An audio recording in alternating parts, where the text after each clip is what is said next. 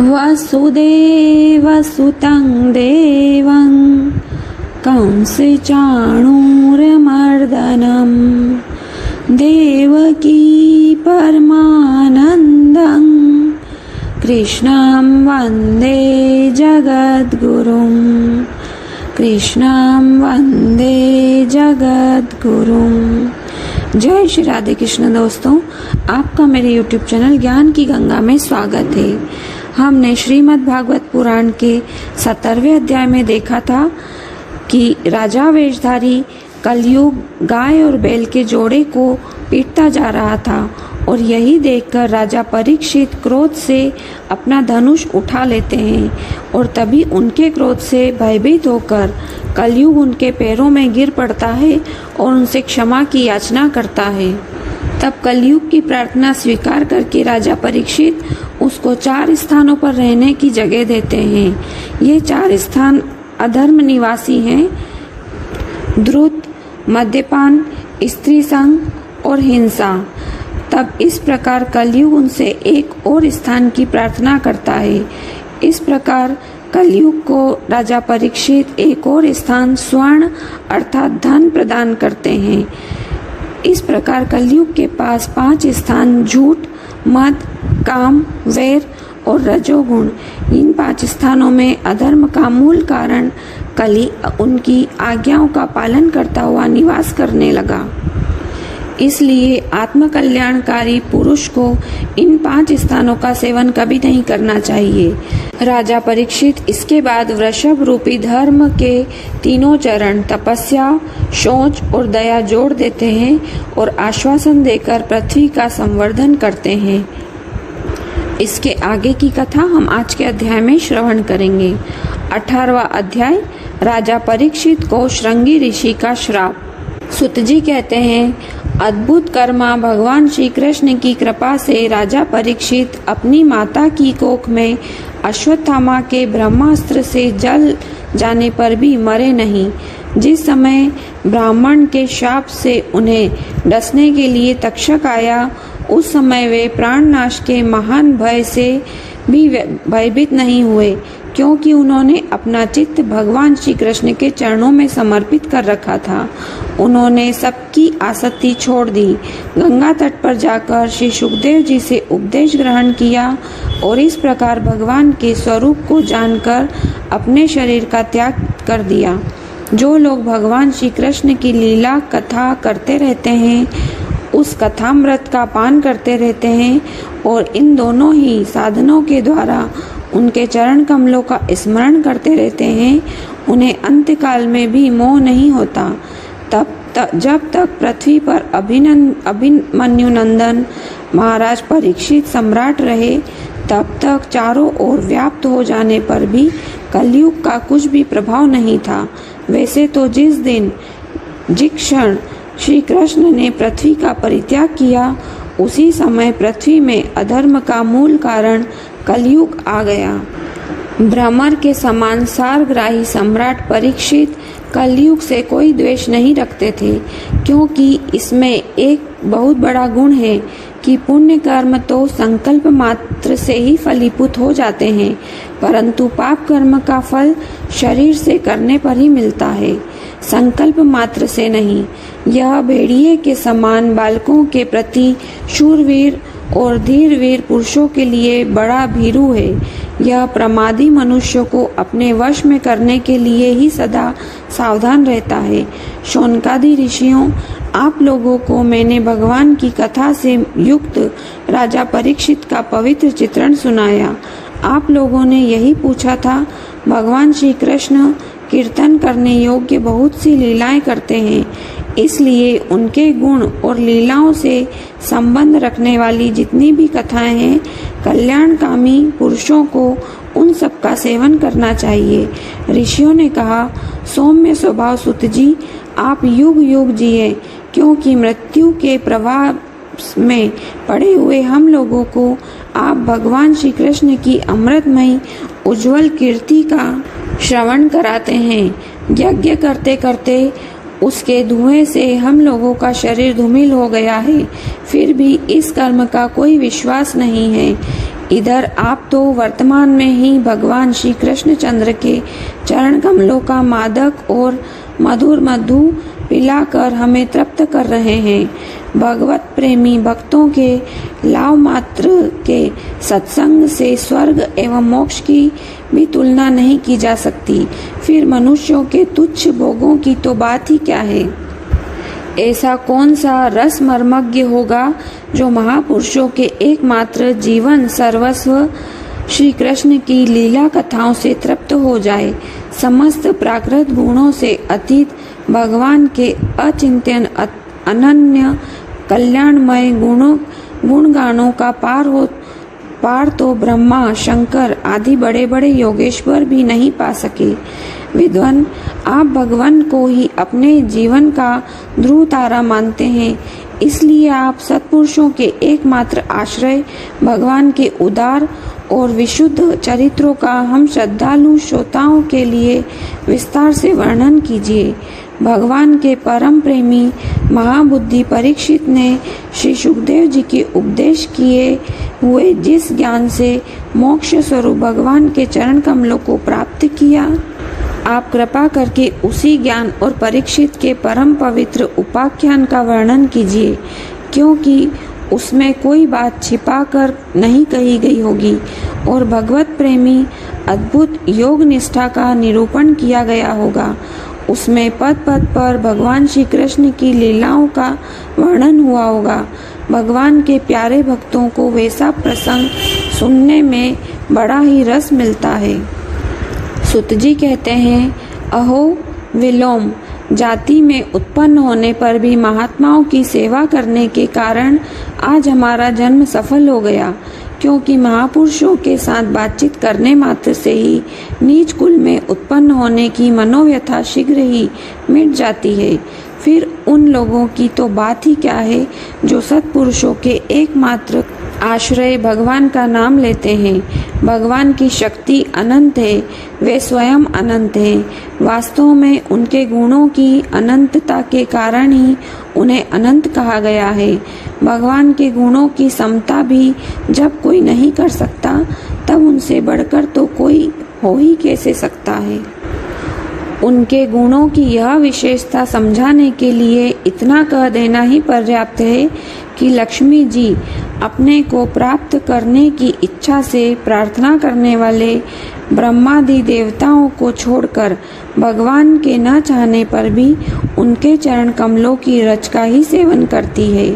ब्रह्मा जी ने भगवान के चरणों का प्रक्षालन करने के लिए जो जल समर्पित किया था, वही उनके चरण नखों से निकलकर गंगा जी के रूप में प्रवाहित हुआ। यह जल महादेव जी सहित सारे जगत को पवित्र करता है। ऐसी अवस्था में त्रिभुवन में श्री कृष्ण के अतिरिक्त भगवान शब्द का दूसरा और क्या अर्थ हो सकता है।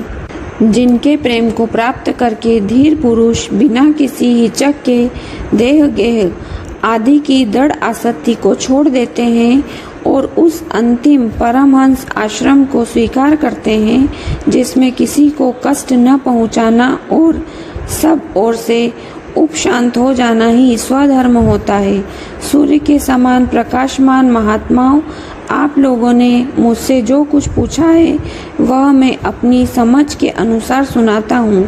जैसे पक्षी अपनी शक्ति के अनुसार आकाश में उड़ते हैं, वैसे ही विद्वान लोग भी अपनी अपनी बुद्धि के अनुसार ही श्री कृष्ण की लीलाओं का वर्णन करते हैं। एक दिन राजा परीक्षित धनुष लेकर वन में शिकार खेलने गए हुए थे। हिरणों के पीछे दौड़ते दौड़ते वे थक गए और उन्हें बड़े जोर के भूख और प्यास लगी। जब कहीं उन्हें कोई जलाशय नहीं मिला, तब वे पास के ही एक ऋषि के आश्रम में घुस गए। उन्होंने देखा कि वहाँ आंखें बंद करके शांत भाव से एक मुनि आसन पर बैठे हुए हैं। इंद्रिय, प्राण, मन और बुद्धि के निरुद्ध हो जाने से वे संसार के ऊपर उठ गए थे। जागृत, स्वप्न, सुषुप्ति तीनों अवस्थाओं से रहित निर्विकार ब्रह्म रूप तुरीय पद में वे स्थित थे। उनका शरीर बिखरी हुई जटाओं से और कृष्ण मृग चर्म से ढका हुआ था। राजा परीक्षित ने ऐसी ही अवस्था में उनसे जल मांगा, क्योंकि प्यास से उनका गला सूखा जा रहा था। जब राजा को वहां बैठने के लिए तिनके का आसन भी न मिला, किसी ने उन्हें भूमि पर भी बैठने के लिए न कहा, अर्घ्य और आदर भरी मीठी बातें तो कहाँ से मिलती। तब अपने को अपमानित सा मानकर वे क्रोध के वश हो गए। शौनक जी, वे भूख प्यास से झटपटा रहे थे, इसलिए एकाएक उन्हें ब्राह्मण के प्रति ईर्ष्या और क्रोध आया। उनके जीवन में इस प्रकार का यह पहला ही अवसर था। वहां से लौटते समय उन्होंने क्रोधवश धनुष की नोक से एक मरा हुआ सांप उठाकर ऋषि के गले में डाल दिया और अपनी राजधानी में चले आए। उनके मन में यह बात आई कि इन्होंने जो अपने नेत्र बंद कर रखे हैं, सो क्या वास्तव में इन्होंने अपनी सारी इंद्रिय वृत्तियों का निरोध कर लिया है, अथवा इन राजाओं से हमारा क्या प्रयोजन। यूं सोचकर इन्होंने झूठ मूठ समाधि का ढोंग रचा रखा है। उन शमीक ऋषि का पुत्र बड़ा तेजस्वी था। वह दूसरे ऋषि कुमारों के साथ पास ही खेल रहा था। जब उस बालक ने सुना कि राजा ने मेरे पिता के साथ दुर्व्यवहार किया है, तब वह इस प्रकार कहने लगा, ये नरपति कहलाने वाले लोग उच्चति भोगी कौओं के समान संड मुसंड होकर कितना अन्याय करने लगे हैं। ब्राह्मणों के दास होकर भी ये दरवाजे पर पहरा देने वाले कुत्ते के समान अपने स्वामी का ही तिरस्कार करते हैं। ब्राह्मणों ने क्षत्रियों को अपना द्वारपाल बनाया है। उन्हें द्वार पर रहकर रक्षा करनी चाहिए। घर में घुसकर स्वामी के बर्तनों में खाने का उसे अधिकार नहीं है। अतः उन्मार्ग गर्मियों के शासक भगवान श्री कृष्ण के परम धाम पधार जाने पर मर्यादा तोड़ने वाले को आज मैं दंड देता हूँ। मेरा तपोबल देखो। अपने साथी बालकों से इस प्रकार कहकर क्रोध से लाल लाल आंखों वाले उन ऋषि कुमार ने कौशिकी नदी के जल से आचमन करके अपने वाणी रूपी वज्र का प्रयोग किया। कुलांगार परीक्षित ने मेरे पिता का अपमान करके मर्यादा को उल्लंघन किया है। इसलिए मेरी प्रेरणा से आज के 7वें दिन उसे तक्षक सर्प डस लेगा। इसके बाद वह बालक अपने आश्रम पर आया और अपने पिता के गले में सांप देखकर उसे बड़ा दुख हुआ तथा वह डाढ़ मारकर रोने लगा। विप्रवर शौनक जी, शमीक मुनि ने अपने पुत्र का रोना चिल्लाना सुनकर धीरे धीरे अपनी आंखें खोली और देखा कि उनके गले में एक मरा सांप पड़ा है। उसे फेंककर उन्होंने अपने पुत्र से पूछा, बेटा तुम क्यों रो रहे हो? किसने तुम्हारा अपकार किया है? उसके इस प्रकार पूछने पर बालक ने सारा हाल कह दिया। ब्रह्मर्षि शमीक ने राजा के शाप की बात सुनकर अपने पुत्र का अभिनंदन नहीं किया। उनकी दृष्टि में परीक्षित शाप के योग्य नहीं थे। उन्होंने कहा, ओह मूर्ख बालक, तूने बड़ा पाप किया है। खेद है कि अब उनकी थोड़ी सी गलती के लिए तूने उनको इतना बड़ा दंड दिया। तेरी बुद्धि अभी कच्ची है। तुझे भगवत्सल रूप राजा को साधारण मनुष्य के समान नहीं समझना चाहिए, क्योंकि राजा के दुस्सह तेज से सुरक्षित और निर्भय रहकर ही प्रजा अपना कल्याण संपादन करती है। जिस समय राजा का रूप धारण करके भगवान पृथ्वी पर नहीं दिखाई देंगे, उस समय चोर बढ़ जाएंगे और अरक्षित भेड़ों के समान एक क्षण में ही लोगों का नाश हो जाएगा। राजा के नष्ट हो जाने पर धन आदि चुराने वाले चोर जो पाप करेंगे, उसके साथ हमारा कोई संबंध न होने पर भी वह हम पर भी लागू होगा, क्योंकि राजा के न रहने पर लुटेरे बढ़ जाते हैं और वे आपस में मारपीट गाली गलौज करते हैं। साथ ही पशु, स्त्री और धन संपत्ति भी लूट लेते हैं। उस समय मनुष्य का वर्णाश्रम 4 युक्त वैदिक आर्य धर्म लुप्त हो जाता है। अर्थ, लोभ और काम वासना के विवश होकर लोग कुत्तों और बंदरों के समान वर्ण शंकर हो जाते हैं। सम्राट परीक्षित तो बड़े ही यशस्वी और धर्म धुरंधर हैं। उन्होंने बहुत से अश्वमेध यज्ञ किए हैं और वे भगवान के परम प्यारे भक्त हैं। वे ही राजर्षि भूख प्यास से व्याकुल होकर हमारे आश्रम पर आए थे। वे शाप के योग्य कदापि नहीं हैं। इस नासमझ बालक ने हमारे निष्पाप सेवक राजा का अपराध किया है। सर्वात्मा भगवान कृपा करके इसे क्षमा करें। भगवान के भक्तों में भी बदला लेने की शक्ति होती है, परंतु वे दूसरों के द्वारा किए हुए अपमान, धोखेबाजी, गाली गलौज, आक्षेप और मारपीट का कोई बदला नहीं लेते। महामुनि शमीक को पुत्र के अपराध पर बड़ा पश्चाताप हुआ। राजा परीक्षित ने जो उनका अपमान किया था उस पर तो उन्होंने ध्यान ही नहीं दिया।